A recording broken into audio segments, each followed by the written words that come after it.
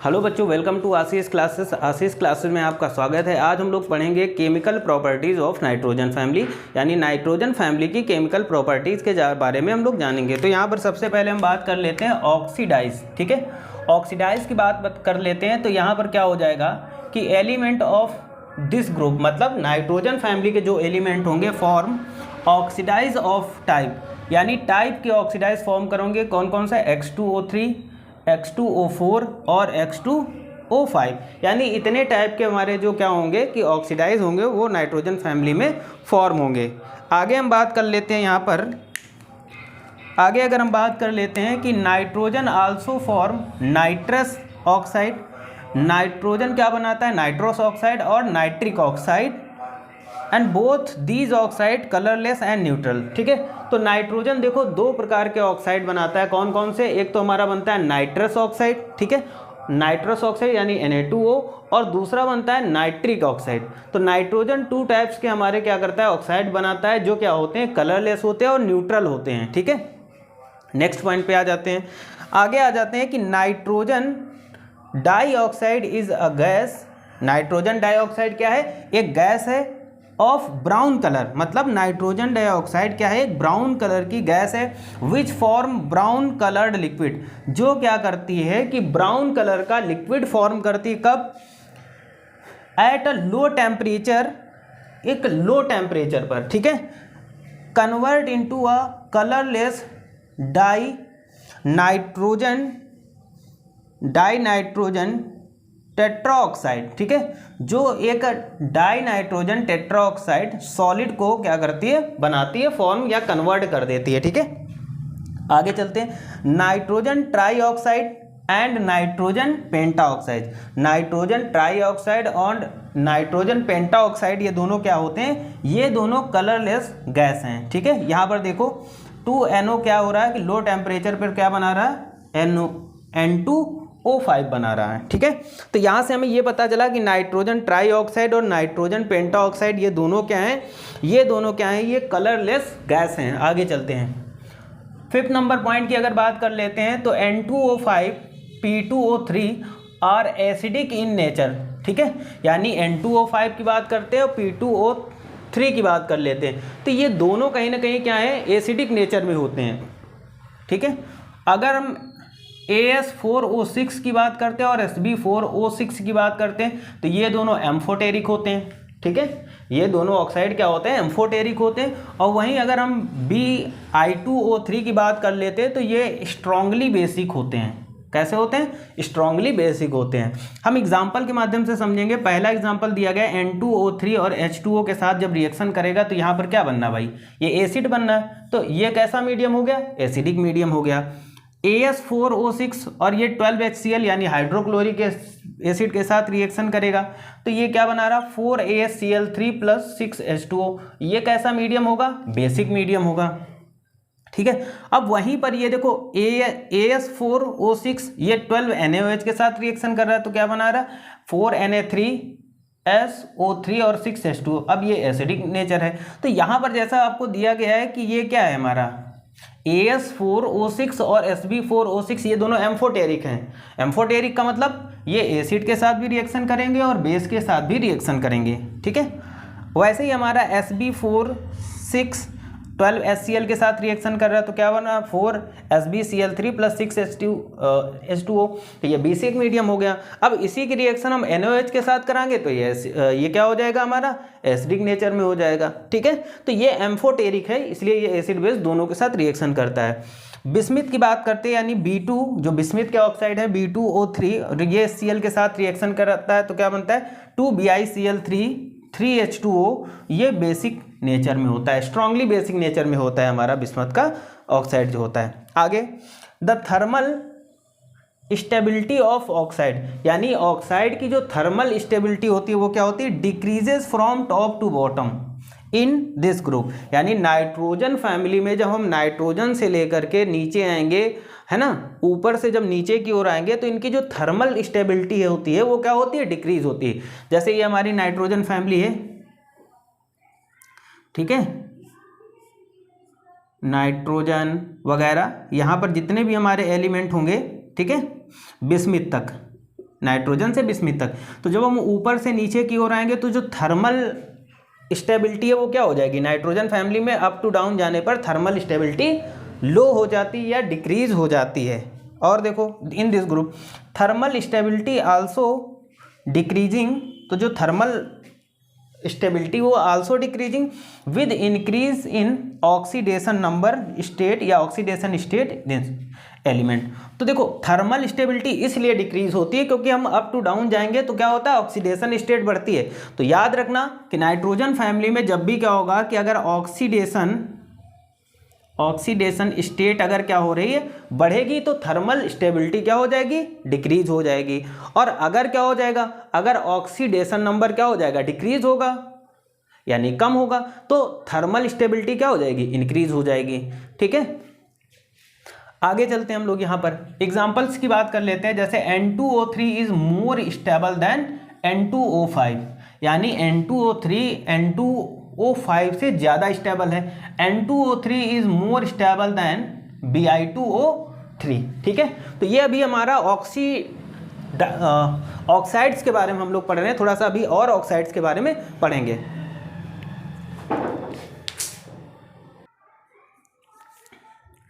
आगे हम पढ़ेंगे ऑक्सी एसिड। ठीक है, ऑक्सी एसिड क्या होता है, ये भी हमारा केमिकल प्रॉपर्टीज का ही पार्ट है। ऑक्सी एसिड क्या होता है कि all the element of this group form oxy acid, यानी नाइट्रोजन फैमिली के जितने भी हमारे एलिमेंट होते हैं वो ऑक्सी एसिड फॉर्म करते हैं। ठीक है, सबसे पहले हम नाइट्रोजन के दो ऑक्सी एसिड देखे हैं। ठीक है, नाइट्रोजन के इतने दो इंपॉर्टेंट ऑक्सी एसिड कौन कौन से होते हैं।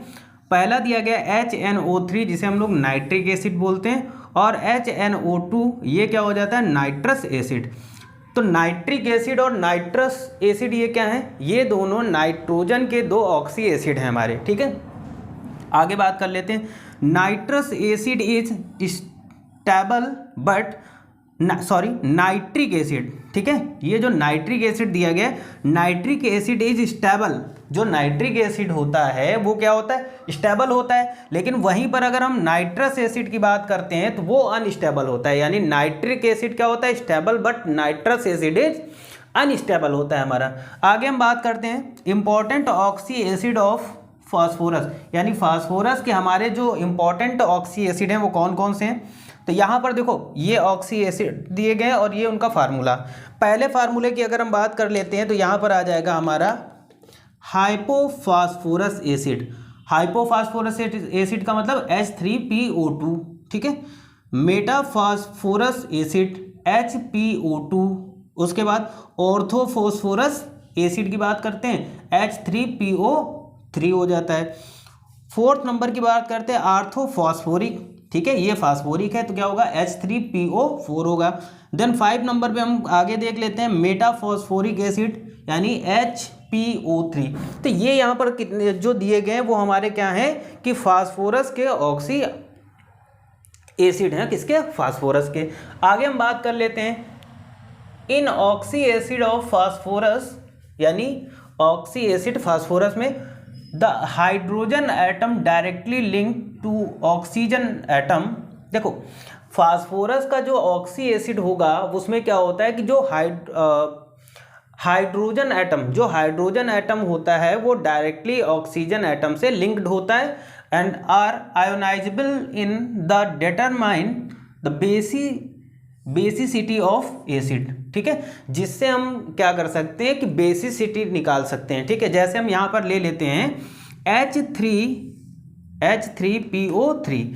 तो देखो यहाँ पर इसका हम ये ओपन स्ट्रक्चर बना लेते हैं। ठीक है, तो अगर हम बात करते हैं H3PO3 ये हमारा है क्या, H3PO3 ये क्या है, ऑर्थोफॉस्फोरस एसिड है। तो ऑर्थोफॉस्फोरस एसिड का हमने क्या किया, स्ट्रक्चर बना लिया। तो देखो यहाँ पर क्या होता है, ऑक्सी एसिड क्यों है ये, तो यहाँ पर ये ऑक्सी एसिड इसलिए है क्योंकि जो हाइड्रोजन एटम है वो डायरेक्टली किससे कनेक्ट है, डायरेक्टली लिंक्ड है ऑक्सीजन एटम से। ठीक है, तो यहाँ पर आप देख लीजिएगा कितने हाइड्रोजन ऑक्सीजन से डायरेक्ट लिंक्ड हैं, तो यहाँ पर दो हाइड्रोजन ऐसे हैं जो डायरेक्ट ऑक्सीजन से लिंक्ड है, इसलिए इसकी बेसिसिटी कितनी हो जाएगी, 2। ठीक है। दूसरा देख ले H3PO4, H3PO4 मतलब आर्थोफॉस्फोरिक एसिड। आर्थोफॉस्फोरिक एसिड की अगर हम बात कर लेते हैं तो ये इसका ओपन स्ट्रक्चर है। अब आर्थोफॉस्फोरिक, तो यहाँ पर देख लेते हैं कितने हाइड्रोजन डायरेक्टली ऑक्सीजन से लिंक्ड है, तो 1 2 और 3, ठीक है। तो 3 हाइड्रोजन डायरेक्ट ऑक्सीजन से लिंक्ड है, इसलिए आर्थोफॉस्फोरिक एसिड की जो बेसिसिटी है वो कितनी हो जाएगी, बेसिसिटी हो जाएगी 3। तो इन तरीकों से हम किसी भी कंपाउंड की बेसिसिटी निकाल सकते हैं, ठीक है। अब आगे हम लोग डिस्कस करते हैं हाइड्राइड्स की बात कर लेते हैं। तो हाइड्राइड क्या होता है, all the element of this group form covalent hydride, यानी नाइट्रोजन फैमिली के जितने भी हमारे एलिमेंट हैं वो सभी क्या करते हैं, कोवैलेंट हाइड्राइड्स फॉर्म करते हैं। जैसे अमोनिया है ना, फास्फीन और आर्सिन है ना, ये सारे क्या हो जाएंगे, ये सभी क्या बनाएंगे, कोवैलेंट हाइड्राइड बनाएंगे, ठीक है। बिस्मिथ भी बनाएगा है ना, एंटीमनी भी बनाएगा जा करके, है ना। आगे देख लेते हैं, ऑल द हाइड्राइड्स और पॉइजनस। देखो नाइट्रोजन फैमिली में जितने भी हाइड्राइड्स बनेंगे वो सारे कैसे होंगे, पॉइजनस होंगे, मतलब जहरीले होंगे। NH3 यानी अमोनिया की बात करते हैं तो ammonia is soluble in water. देखो अमोनिया क्या होती है, हाईली सॉल्युबल इन वाटर होती है, ठीक है। मतलब अमोनिया बहुत ही तेजी के साथ वाटर के साथ सॉल्युबल होती है, यानी हाईली सॉल्युबल इन वाटर होता है। लेकिन अदर हाइड्राइड्स की बात करें, जितने भी हमारे हाइड्राइड्स होते हैं वो क्या होते हैं, वो लेस सॉल्युबल इन वाटर, ठीक है। नाइट्रोजन फैमिली में जो अमोनिया जो होगी, अमोनिया हाइड्राइड होगा, वो क्या होगा, हाईली सॉल्युबल वाटर में होगा। लेकिन जो अदर हमारे हाइड्राइड्स होंगे वो क्या होंगे, वो लेस सॉल्युबल होंगे, ठीक है। Thermal stability decreases from NH3 to BH3। देखो थर्मल स्टेबिलिटी की बात करते हैं तो अमोनिया से लेकर के बिस्मथीन तक, ठीक है, अमोनिया से लेकर के बिस्मथीन तक क्या होगी, डिक्रीज होगी। मतलब यहाँ से अमोनिया चालू हुई और बिस्मथीन तक जब तक जाएंगे तो ये क्या हो जाएगी, डिक्रीज हो जाएगी बच्चों, ठीक है। Basic nature of hydrides decreases from ammonia to BiH3, ठीक है। अब देखो जो बेसिक नेचर होता है, तो बेसिक नेचर भी क्या होता है कि अमोनिया से लेकर के हमारा कहाँ तक जाएगा, बिस्मथीन। अमोनिया से लेकर के बिस्मथीन तक क्या होगा, डिक्रीज होगा। बेसिक नेचर भी हमारा अमोनिया से बिस्मथीन तक क्या होता है, नाइट्रोजन फैमिली में डिक्रीज होता है, ठीक है। इंपॉर्टेंट पॉइंट था ये हमारा। आगे NH3 यानी ammonia is strong basic.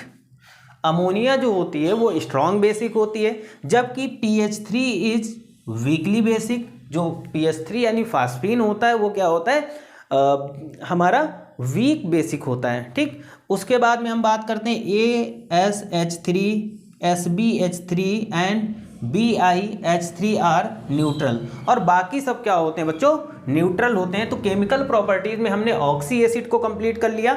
Oxy acid के बाद में हमने हाइड्राइड्स के बारे में कंप्लीट किया। अब इसके आगे भी और बहुत सारी चीज़ें हैं, उनको भी हम अभी कंप्लीट करेंगे।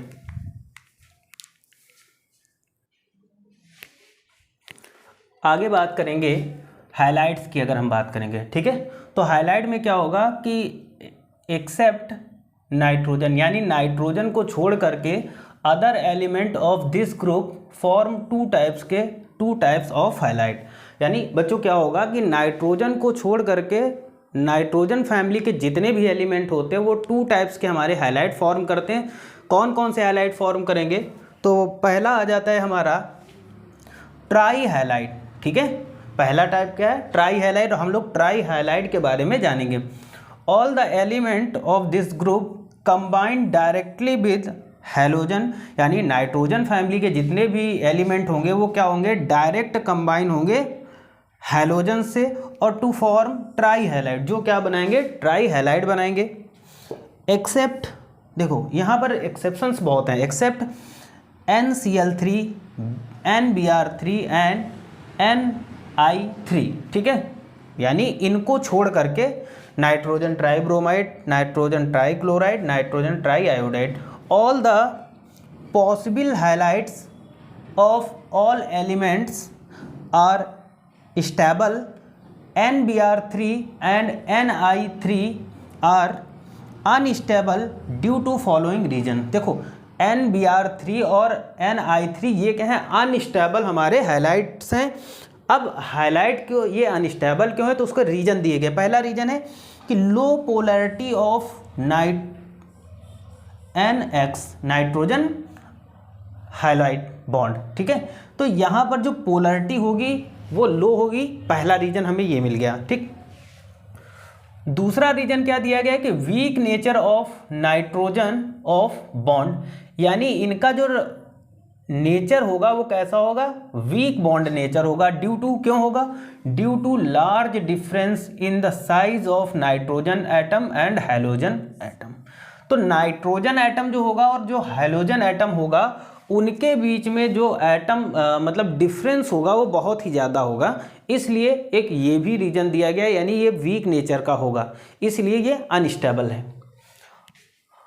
आगे बताया गया all the trihalide are covalent and involve sp3 hybridisation. देखो जितने भी हमारे ट्राई हाइलाइट्स होते हैं ये क्या होते हैं, ये सब कोवैलेंट बॉन्ड होते हैं। और किस में इन्वॉल्व होते हैं, तो जो sp3 टाइप का हाइब्रिडाइजेशन होता है उसमें इन्वॉल्व होते हैं, ठीक है।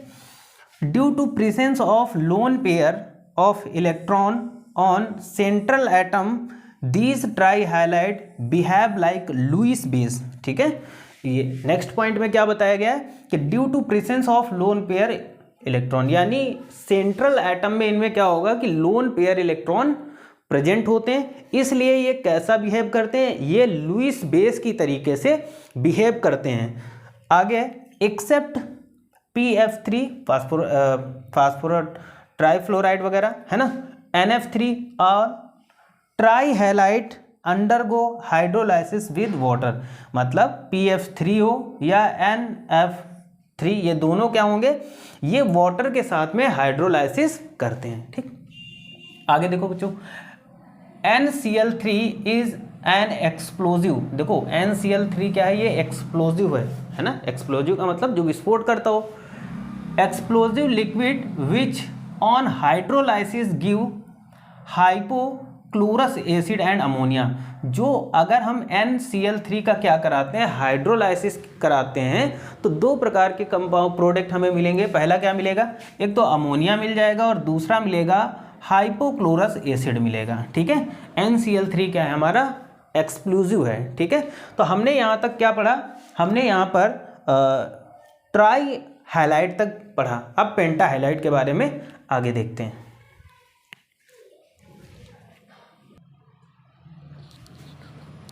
आगे बात करेंगे पेंटा हाइलाइट की, ठीक है। तो पेंटा हाइलाइट क्या होता है, एक्सेप्ट नाइट्रोजन, यानी नाइट्रोजन को छोड़ करके एंड बिस्मिथ, ठीक है, other elements of this group form penta highlight. Nitrogen और बिस्मथ को छोड़ करके जितने भी यहाँ के हाइलाइट होंगे वो एलिमेंट होंगे वो पेंटा हाइलाइट बनाएंगे, ठीक है। आगे हम बात कर लेते हैं कि nitrogen does not form penta highlight. क्यों नहीं, देखो नाइट्रोजन पेंटा हाइलाइट नहीं बनाता, क्यों, उसका रीजन दिया गया है due to unavailability of vacant D orbital, ठीक है। यानी जो वैकेंट डी ऑर्बिटल होती है उसकी अनअवेलेबिलिटी होती है, इसलिए क्या होता है कि नाइट्रोजन पेंटा हाइलाइट नहीं बनाता है, ठीक है।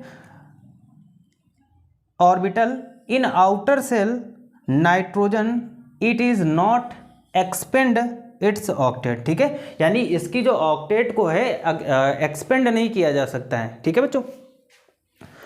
Bismuth does not form penta highlight, ये चीज़ हम पहले ही पढ़ चुके हैं।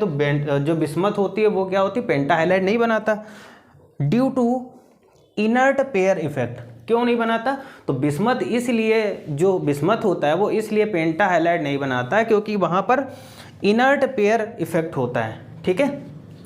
आगे आते हैं PCl5 फास्फोरस पेंटाक्लोराइड और SbCl5 आर ईजिली हाइड्रोलाइज, ठीक है। यानी इन दो कंपाउंड को हम ईजिली हाइड्रोलाइज्ड या हाइड्रोलाइसिस करा सकते हैं। जैसे PCl5 का हम अगर हाइड्रोलाइसिस कराते हैं तो क्या बनता है फास्फोरिल क्लोराइड बन जाता है, ठीक। और उसके बाद में फास्फोरिल क्लोराइड का जब हाइड्रोलाइसिस कराएंगे तो ये क्या बनेगा, आर्थोफॉस्फोरिक एसिड बन जाता है। ठीक है, तो इन दो कंपाउंड का हम क्या कर सकते हैं कि हाइड्रोलाइसिस करा सकते हैं। ठीक है, आगे आ जाता है हमारा एबनॉर्मल बिहेवियर ऑफ नाइट्रोजन, यानी नाइट्रोजन का एबनॉर्मल बिहेवियर होता क्या है।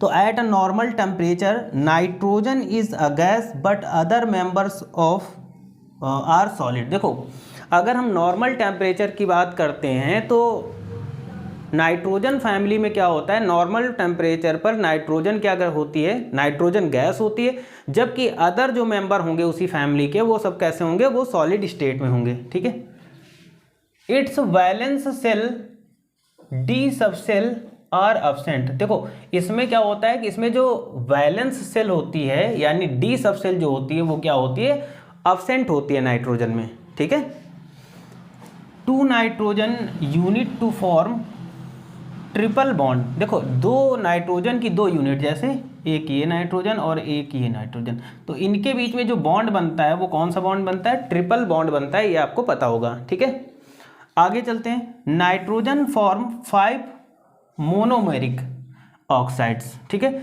नाइट्रोजन 5 मोनोमेरिक ऑक्साइड शो करता है या फॉर्म करता है, जैसे X4O6, X4O8, X4O10। जबकि अदर एलिमेंट की हम बात करते हैं, अदर ऑक्साइड की बात करते हैं या अदर एलिमेंट की बात करते हैं तो वो डाईमेरिक ऑक्साइड बनाते हैं। कौन से, डाईमेरिक ऑक्साइड बनाते हैं। ठीक है, डाईमेरिक ऑक्साइड बनाते हैं। तो यहाँ तक सिर्फ हमने केमिकल प्रॉपर्टीज़ के बारे में डिस्कस किया नाइट्रोजन फैमिली। आई थिंक सबको समझ में आया होगा, बहुत अच्छे से आपको एक्सप्लेन किया गया है। ठीक है, तो इसके आगे हम लोग नेक्स्ट टॉपिक इसी में आगे अगले लेक्चर में स्टार्ट करेंगे। तो thank you for this class.